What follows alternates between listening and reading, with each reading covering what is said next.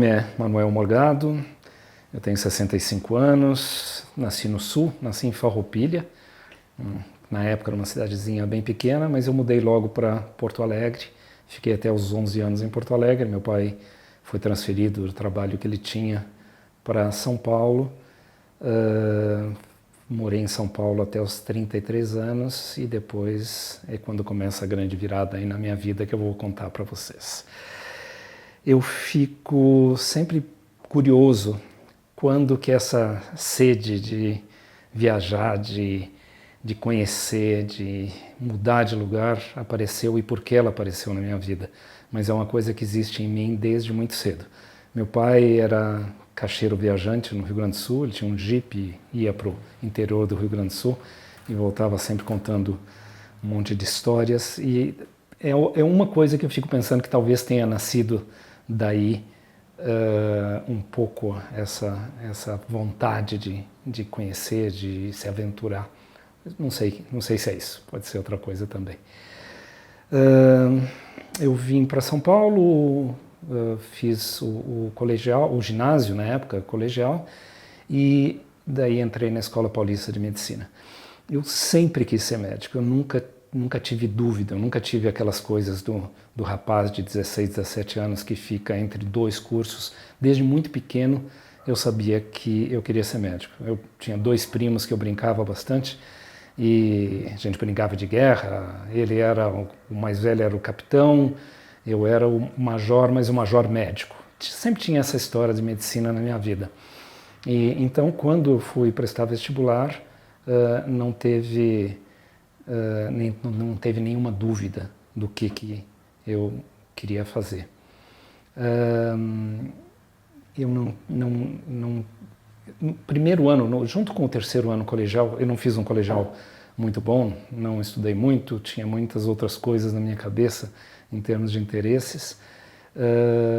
E no primeiro ano que eu prestei vestibular para um monte de faculdades, não entrei em nenhuma. No ano seguinte eu fiz cursinho e daí eu tinha já decidido que eu só entraria ou só cursaria o curso numa faculdade muito boa. E aconteceu de ser a Paulista. Eu entrei na Santa Casa na Paulista, acabei optando pela Paulista. Mas nessa época eu já viajava bastante. Viajar já fazia parte da minha vida desde antes da faculdade. Eu tinha um outro primo um pouco mais velho que eu e ele gostava de viajar. Meu pai nessa época estava morando em Florianópolis, então a gente caroneava de São Paulo a Florianópolis, isso desde que eu tenho 15 anos.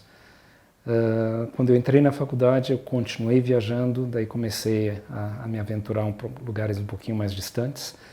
A primeira viagem internacional que eu fiz foi Bolívia e Peru, e foi uma viagem incrível, assim, uma viagem de descoberta de coisas novas. E entre essas coisas novas, imagina, com 17 anos, pegar o trem da morte, viajar sem dinheiro, e viver uma cultura nova. E entre outras coisas, o que aconteceu nessa viagem é que eu vi uma montanha nevada pela primeira vez. E eu acho que nesse momento eu já senti que esse tipo de coisa, esse tipo de paisagem, esse tipo de vivência que eu estava tendo nessa viagem pela Bolívia e pelo Peru iriam fazer parte da minha vida de uma forma ou de outra. Durante a faculdade eu continuei viajando para a América do Sul, fui para a Argentina, para o Chile, de novo para a Bolívia, para o Peru, para a Colômbia, enfim. Mas sempre nas férias. E durante essas viagens eu comecei a encontrar com os jovens de outros países que estavam viajando por um tempo bem mais longo que eu. Estavam viajando por um ano aqui na América do Sul, ou por 2 anos, enfim. E eu decidi que em algum ponto eu ia ter esse tipo de experiência. Continuei com o curso de medicina, gostando bastante, fazendo muito esporte, e eu acho que como todo mundo que faz medicina, essa acaba sendo a sua vida, né? A vida se centra na faculdade, nos amigos, a gente perde todos os amigos que a gente tinha antes da faculdade e a vida fica centrada nisso. Eu fazia natação, fazia atletismo, competia aí nas Unimedes e viajava nas férias sempre que eu podia. Acabei optando por pediatria, eu não me via fazendo uma especialidade onde eu ia ver uma parte do corpo o resto da minha vida, como gastro, como cardio, como nefro. A pediatria me atraiu por ser uma especialidade mais generalista. E foi muito bom, eu gostei muito de toda a minha formação, todo o meu tempo na escola e depois na pediatria. Mas, em paralelo, esse outro lado da minha vida continuava acontecendo. Eu casei quando eu estava no 6º ano, casei pela primeira vez quando eu estava no 6º ano, e a minha primeira esposa tinha essa pegada também de gostar de viagens. Então, a gente fez algumas viagens juntos, e o ano que eu acabei a residência, 82, foi o ano que ela formou em psicologia, e desde do primeiro ano da residência a gente começou a planejar uma viagem longa pelo mundo. Guardamos dinheiro de uma forma bem complicada, porque nenhum dos dois ganhava muito dinheiro, enfim, e a gente estava planejando uma viagem longa. E no ano que eu acabei, então, a pediatria, em 82, e ela se formou, no ano seguinte, em março do ano seguinte, a gente saiu para uma viagem longa pelo mundo. A gente passou um ano pela Europa e depois um ano pela Ásia. E muito duro, caroneando. Eu acho que em um ano na Europa a gente não comeu em nenhum restaurante, não pegamos nenhum transporte público, transporte ônibus, táxi, nada disso, era sempre carona, que era o que o nosso dinheiro dava. E eu acho que quando eu cheguei na Ásia foi que a coisa realmente aconteceu para mim. Foi muito, extremamente mais marcante esse ano na Ásia do que o ano da Europa. E mais do que tudo, Nepal. Eu fiquei ao redor de 3 meses no Nepal, fiz o meu primeiro trekking de longa duração e realmente me apaixonei pelo lugar. Mas a ideia era essa mesmo, tanto eu quanto ela tínhamos muito claro que esses 2 anos de viagem era uma experiência que tinha começo, meio e fim, e a gente ia voltar para o Brasil e ia seguir com a nossa carreira. Não tinha nenhuma dúvida em relação a isso. E foi o que aconteceu. Em 84 a gente voltou para o Brasil, comecei a trabalhar em hospitais, abri um consultório, ela também abriu o consultório dela e a gente seguiu começando a nossa vida profissional.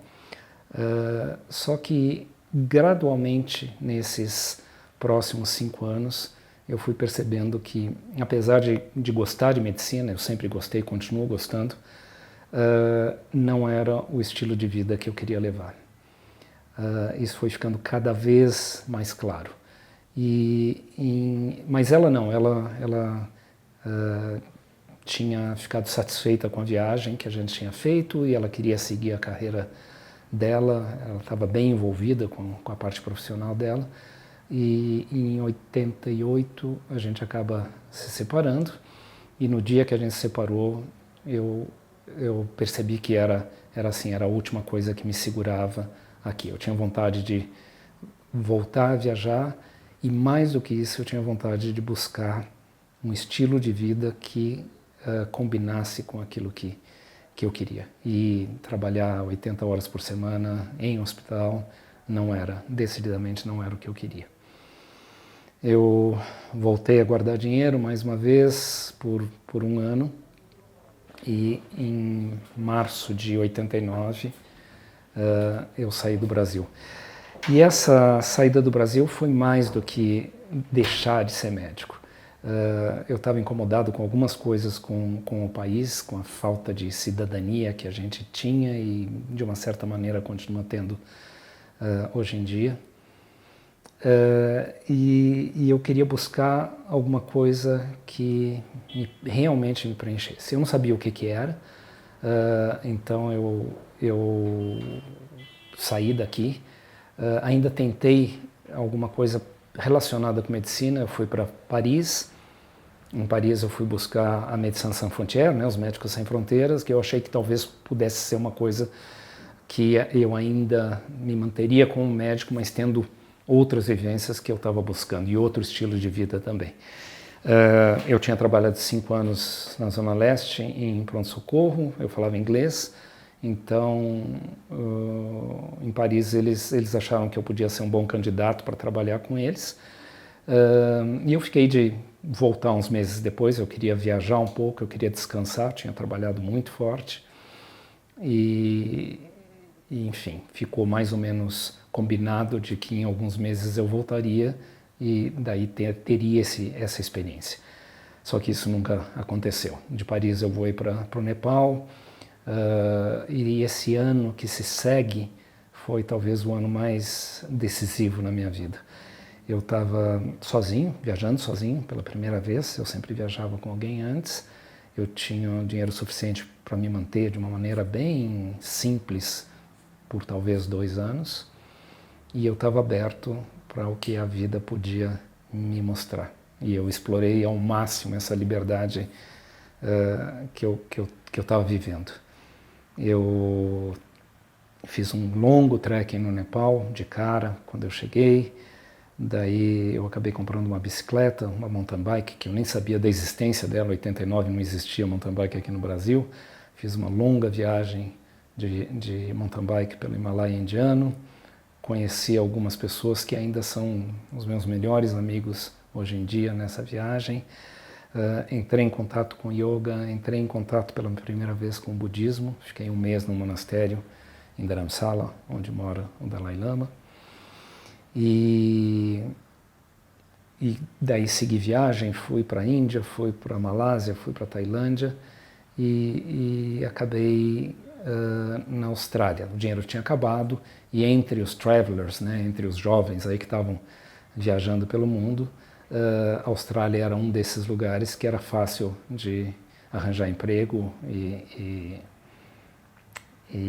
refazer o dinheiro para continuar viajando. E para mim foi a mesma coisa. A ideia de ir para a Austrália era para trabalhar, ganhar dinheiro e voltar para a Ásia. Esse período de trabalhos, até então a única coisa que eu sabia que eu tinha trabalhado na vida era como médico. Eu nunca tinha trabalhado com nada além disso. E na Austrália eu acabei pintando parede, trabalhando em restaurante, fui pizzaiolo, fui chapeiro, dirigi trator, fiz um monte de coisas. E isso também foi muito importante porque me mostrou o quão sagrado é trabalho, né? Qualquer coisa que você faça. E como tem maneiras mais eficientes de fazer qualquer coisa que você faça. E também me abriu as portas. Eu percebi que eu podia me manter, mesmo sem ser médico, eu podia me manter em qualquer lugar do mundo fazendo o que aparecesse. E isso me deu ainda mais liberdade para continuar a viajar e ao mesmo tempo buscar alguma coisa que fosse realmente o meu caminho. Voltei para a Ásia, viajei mais um tempo, acabei voltando para a Austrália, enfim, 3 anos depois, e depois de ter conversado com alguns guias de turismo, guias de montanha, eu achei que eu tinha experiência suficiente para levar brasileiros para a Ásia e que seria um trabalho que eu curtiria. Eu abri uma empresa em São Paulo com 2 sócios, 2 amigos, que ficavam aqui em São Paulo e eu ficava na Ásia. E assim que começou o que é hoje a minha empresa, que chama Morgado Expedições, e é isso que eu venho fazendo desde então. E uma coisa que, desde esse primeiro momento, eu decidi na minha vida é que eu ia trabalhar o suficiente para me manter e não mais do que isso. Então, eu mais ou menos determinei que eu ia trabalhar 6 meses por ano e ia fazer os meus outros interesses nesses outros 6 meses. E inicialmente eu não tinha clientes suficientes para fazer só viagens de aventura, que é o que eu faço hoje. Como eu tinha um interesse bastante grande, que foi aumentando no decorrer desses anos, em budismo, em yoga, eu acabei nesses primeiros 10 anos da minha nova vida, digamos, dividindo em duas partes. Eu guiava outubro, novembro e março e abril viagens de caminhada, de escalada, e daí 3 meses por ano eu guiava viagens de, digamos, de teor espiritual na Índia.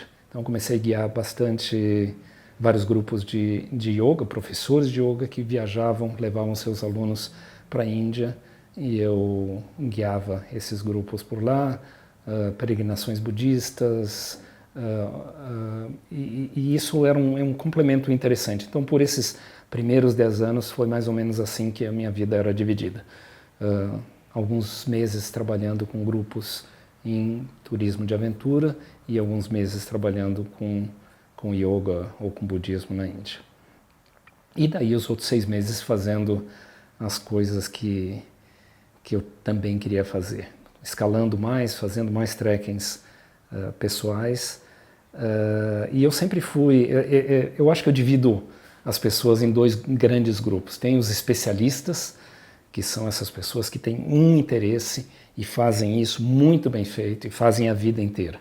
E no esporte é o que dá aos grandes esportistas, os grandes escaladores, os grandes esquiadores, é o cara que só faz isso na vida. E os generalistas, que eu me incluo com certeza, que tem um monte de interesses e fazem as coisas, e eu vou usar essa palavra, não é no sentido pejorativo dela, mas são medíocres em tudo o que fazem. E eu sou assim.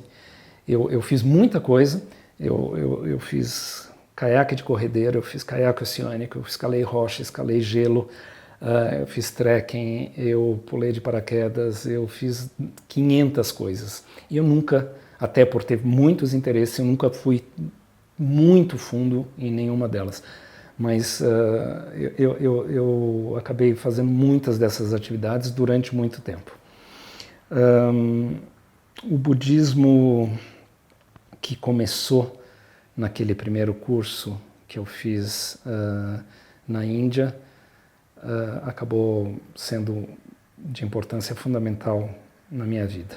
Eu era completamente contra... A espiritualidade era uma palavra feia para mim, era uma coisa que eu não tinha absolutamente nada a ver comigo. Eu acho que o catolicismo me deixou algumas marcas ruins. Eu lembro de ir para a igreja quando pequeno, pensando o que eu ia confessar para o padre que eu tinha feito errado. E isso é uma coisa que me incomodava bastante, e eu acabei associando espiritualidade com esse tipo de experiência, e era uma coisa que eu não queria saber. E nesse ano onde eu estava aberto para tudo, eu falei, bom, as pessoas que eu encontro nesses países são pessoas especiais, são pessoas de bem com a vida, então tem que ter alguma coisa por trás disso. E eu acho que isso que me levou a fazer pela primeira vez um curso de budismo. E no budismo eu encontrei aquilo que eu não tinha, nem sabia que existia em outras filosofias.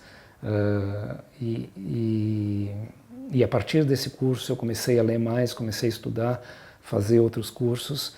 E embora eu não seja um budista praticante, tem períodos que eu medito, tem períodos que eu não medito,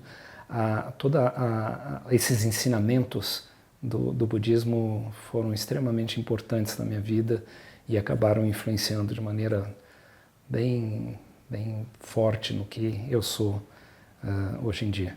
E eu acho que é uma filosofia incrivelmente sábia e que te dá ferramentas para lidar com as emoções, e para mim acaba sendo mais útil do que qualquer outra terapia que eu pudesse fazer. Então a minha vida seguiu mais ou menos nesse padrão, 6 meses guiando os meus grupos. Depois de algum tempo eu já tinha crescido o mercado de turismo de aventura aqui no Brasil, eu parei de guiar viagens culturais e me dediquei exclusivamente a viagens de aventura, de trekkings e de escaladas. E nos outros 6 meses eu segui fazendo os meus projetos pessoais. Eu não quis nesses anos todos que a minha empresa crescesse. Propositalmente, eu queria que ela continuasse muito pequena, 120 clientes por ano e não mais do que isso, porque se ela crescesse, eu teria que sair de lá e ir para o escritório, e era uma coisa que eu não queria.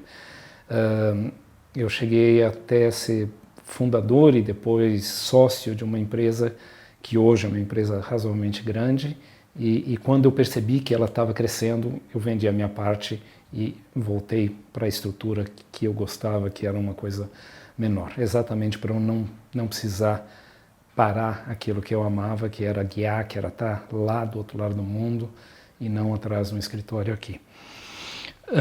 E daí, gradualmente, escaladas vão tomando um papel mais importante na minha vida. E inicialmente Everest era uma coisa que não era nem um sonho, era uma coisa que eram os meus heróis subiam o Everest, eram super-homens. Eu nunca teria condição de fazer isso, nem na parte técnica, nem na parte física, nem na parte financeira. Daí, conforme os anos vão passando, eu vou escalando outras coisas, montanhas mais altas, mais complicadas, vou melhorando a minha técnica, a minha forma física, e daí começa a aparecer o sonho de um dia escalar o Everest. Só que ainda não era o momento. Continuei escalando coisas menores, até que um dia, em 2008, eu achei que tinha chegado o momento. Eu estava num outro casamento, a minha esposa na época, a Andrea, ela gostava de tudo isso e juntos a gente fez um programa para, em 2 anos, escalar o Everest. Então a gente escalou bastante aqui na América do Sul. Daí da América do Sul a gente foi escalar o Denali, ou chamava-se McKinley antes, agora é Denali, no Alasca, a montanha mais alta da América do Norte. E essa montanha tem uma peculiaridade, é o pior clima e a temperatura mais baixa que você pode encontrar nesse planeta. Temperaturas de menos 40 graus são mais ou menos normais no Denali, sensação térmica até abaixo disso. E então é uma grande escola para você aprender a lidar com climas extremos, que eventualmente poderia acontecer no Everest. Escalamos o Denali sem problema. No ano seguinte, a gente escalou o Choyu, que é a 6ª montanha mais alta do mundo. Então, se no Denali a gente aprendeu a lidar com um clima muito ruim, temperaturas muito baixas, no Choyu foi a vez de aprender a lidar com altitudes extremas. Então, o Choyu é 8.201 metros e foi uma expedição fantástica, maravilhosa, deu tudo certinho e daí eu me sentia pronto para fazer o Everest no ano seguinte. Medo faz parte da história e eu acho que medo é um mecanismo de defesa extremamente importante.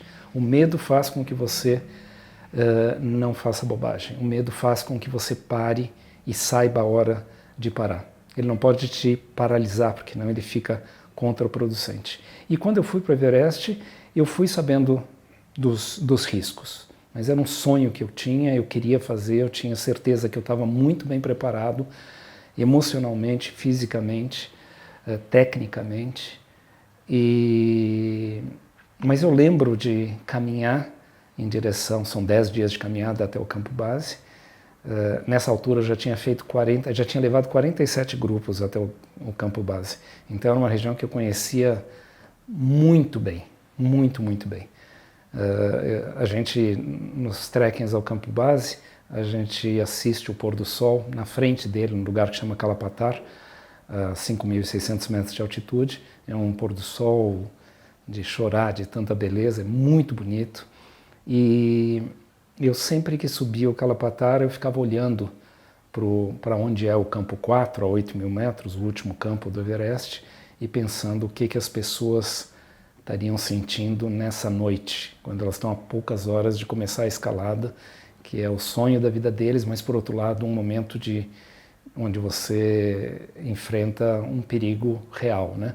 A taxa de mortalidade do Everest é de mais ou menos 4,5%. Então, o que não parece muito, mas daí você transforma isso em números e vê que cada 21 pessoas que sobem o Everest, uma não volta. E quando eu subi o Everest, eu tinha muito nítido isso. Assim, eu estou fazendo uma coisa que eu tenho certeza absoluta que eu quero fazer, que eu estou preparado para fazer e que possivelmente por esse preparo, essa estatística é menor para mim, eu vou fazer de maneira mais segura, mas existia o risco. Então eu lembro de caminhar esses 10 dias e de vez em quando pensar, talvez seja a última vez que eu passe por aqui. Mas uma coisa, era um medo tranquilo. Eu sabia dos riscos, mas eu também estava disposto a correr esses riscos. E foi uma expedição incrível. Muita gente me pergunta o que eu senti quando eu cheguei lá em cima. E outro dia eu li o relato de um outro escalador que dizia que era uma felicidade sob controle. E a felicidade mesmo só aconteceu quando eu cheguei de volta ao campo base com toda a minha equipe, estava todo mundo bem, todo mundo tinha feito o cume. Lá em cima é uma sensação mista.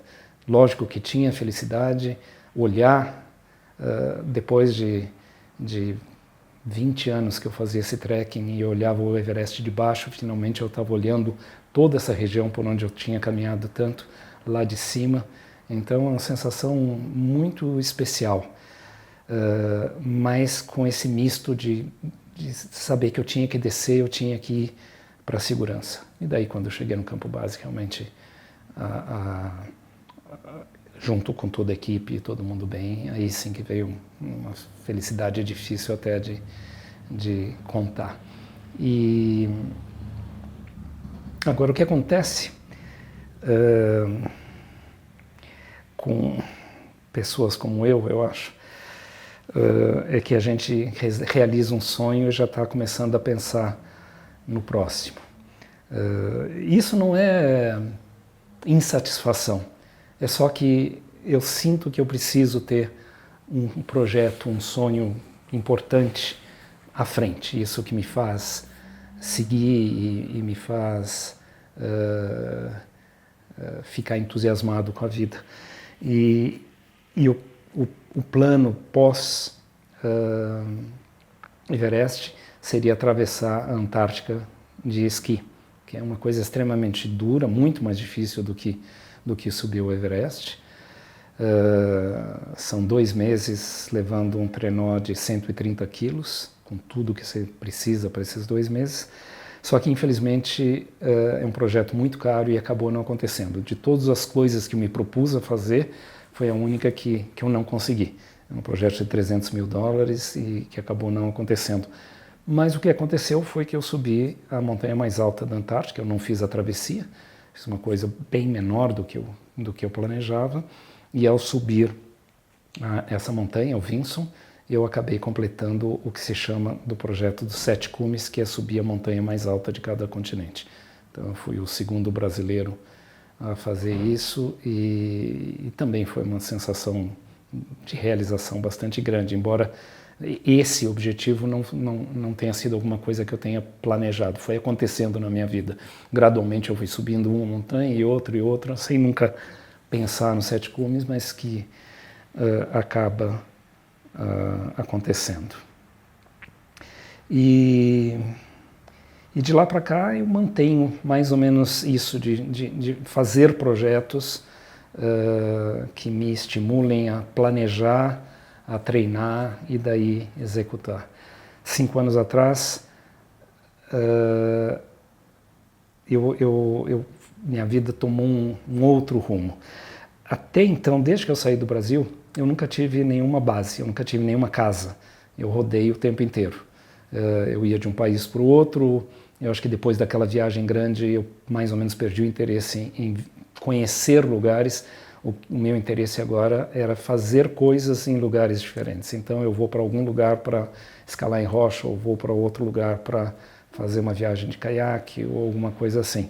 Então eu fiquei por 25 anos, eu fiquei viajando e quase que exclusivamente fazendo montanha. É uma vida bastante dura, desconfortável, com muito perrengue, mas é uma coisa que eu sempre amei.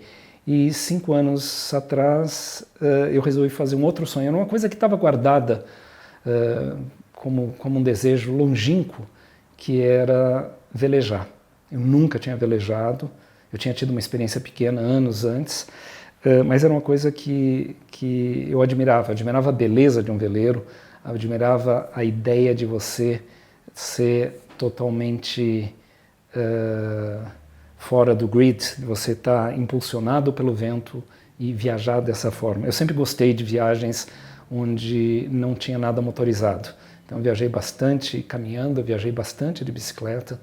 Eu fiz umas 4 viagens, uma delas de 6 meses de duração de bicicleta, da Austrália até o Brasil.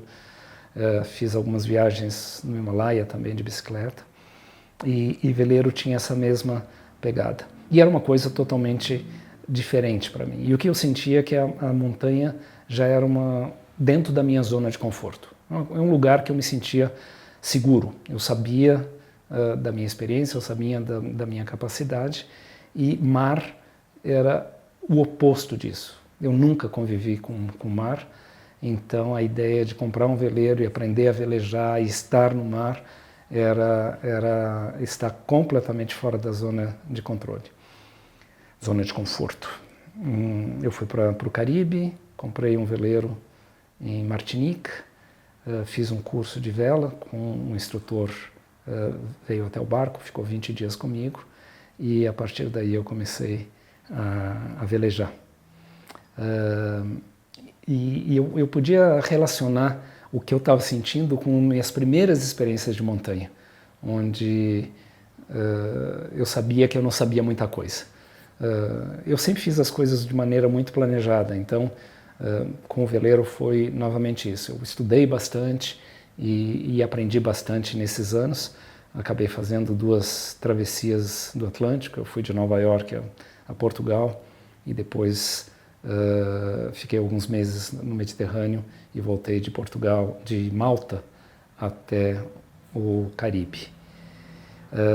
E foram experiências fortes, porque na primeira o meu instrutor de vela ainda estava comigo, então eu sabia que qualquer coisa que desse errado, ele meio que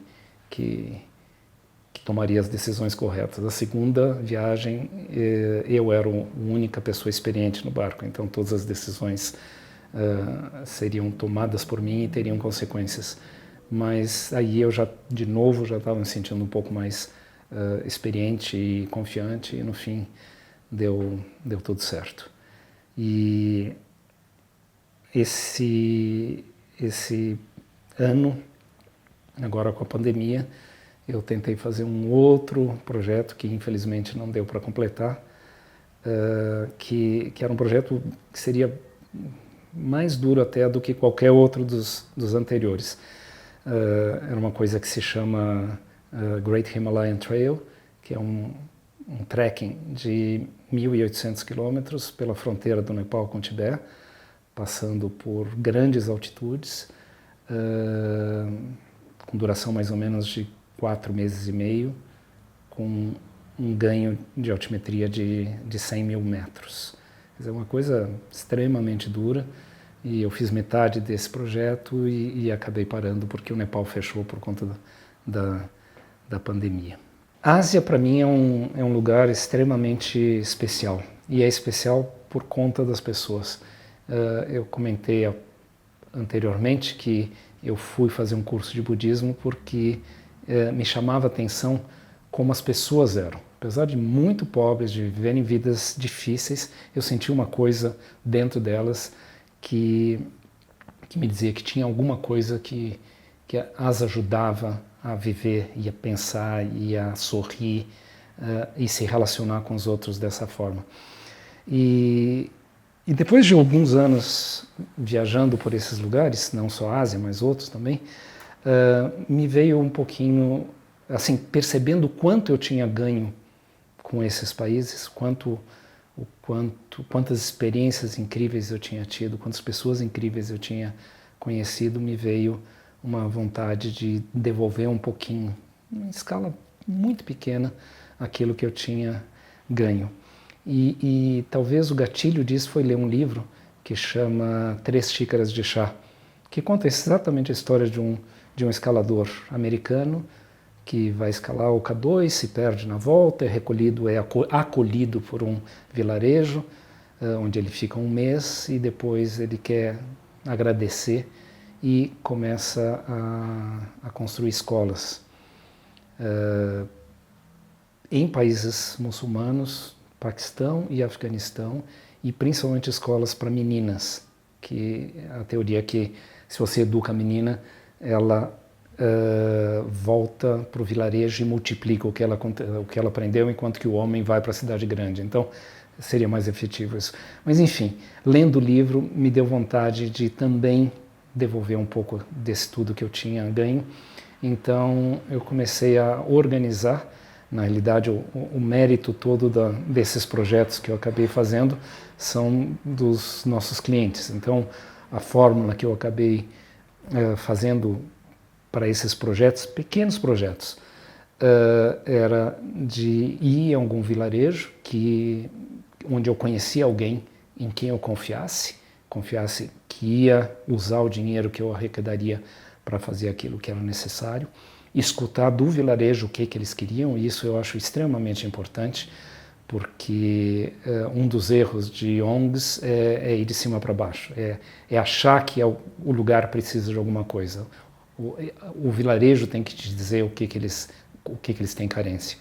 E daí apresentar isso para os meus clientes, e a resposta que eu tive todas as vezes que eu organizei esses projetos foi assim, extremamente emocionante, porque eu mandava um e-mail para todo mundo e um mês depois eu tinha que mandar outro e-mail pedindo para eles pararem de depositar dinheiro.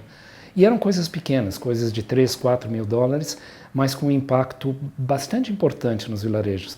Então, energia elétrica, num lugar que nunca teve. Então, ver o rosto das pessoas ao ligar uma lâmpada elétrica pela primeira vez na vida, água potável. Na Tanzânia, a gente fez um projeto bem bonito, onde a gente fez um poço que serviu para 3 mil pessoas, que até então todos os dias caminhavam 15 quilômetros por dia para buscar água. E eu acho que, assim, não tenho dúvida que eu ganhei tanto quanto os vilarejos ao realizar esses projetos. E uma coisa interessante, o Nepal, ele tem uma coisa que é real, mas também no imaginário das pessoas eu acho que tem alguma coisa que atrai, que as pessoas têm uma simpatia para o Nepal. Em 2015, teve um grande terremoto lá e a gente começou a arrecadar dinheiro e a gente juntou 45 mil dólares, que é uma quantia de dinheiro muito grande, de pessoas que, muitas delas nunca tinham ido para o Nepal, mas tinham essa ideia do que é o Nepal. E foi muito bacana, a gente conseguiu reconstruir escolas, reconstruir casas, dar medicamento, barraca, abrigo para uma quantidade razoavelmente grande de pessoas. E isso é uma coisa que eu quero manter.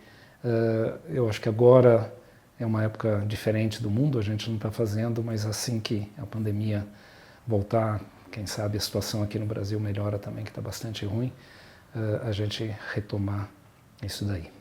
Quando eu comprei o barco, eu tinha dois, agora, até o ano passado eu tinha 2 grandes projetos. Um era esse de atravessar o Nepal caminhando, que eventualmente eu vou retomar em algum ponto, e o outro que foi o motivo de eu comprar o veleiro. O veleiro chama Good Karma, Bom Karma.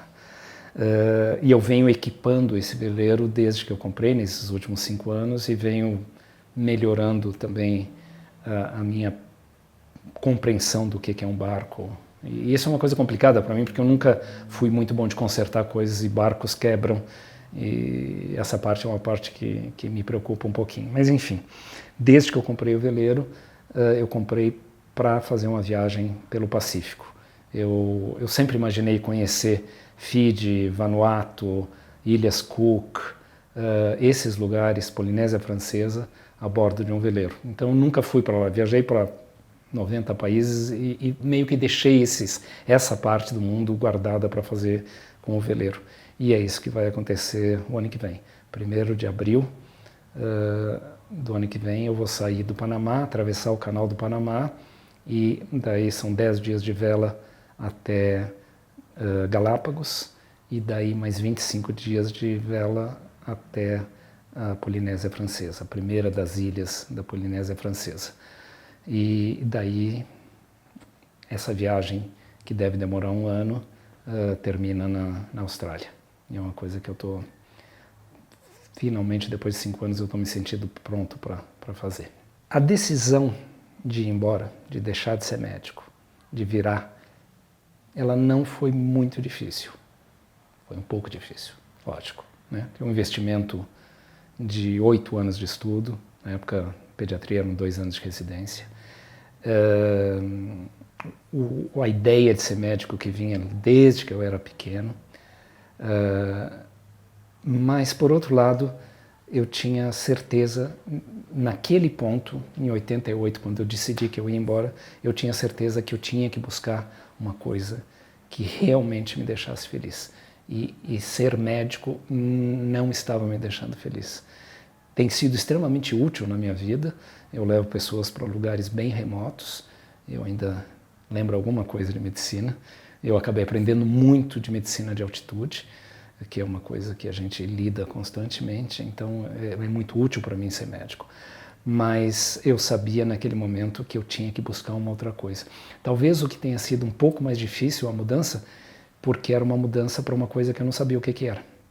Eu sabia que eu não queria o que eu tinha, e eu sabia que eu tinha que buscar uma outra coisa, mas eu não sabia o que era essa coisa.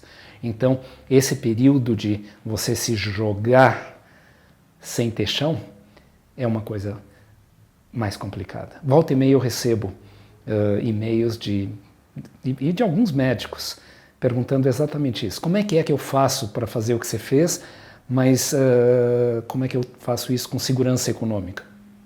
Não faz, né? Você tem que se jogar e ver para que lado que tua vida vai. E foi isso que eu fiz. E eu acho que mais do que coragem de sair, de deixar de ser médico, foi ter coragem para ir para um caminho que eu não conhecia qual seria, né? E hoje, 32 anos depois dessa mudança, e isso eu tenho feito constantemente. Quer dizer, a minha vida eu fui mais ou menos desenhando ou mudando alguns graus. Em 89 foi uma mudança radical, foi de 180 graus. Mas de lá para cá eu venho corrigindo um pouquinho com mudanças menores. E a cada vez que eu paro e penso e reavalio, eu vejo que eu tomei a decisão absolutamente correta.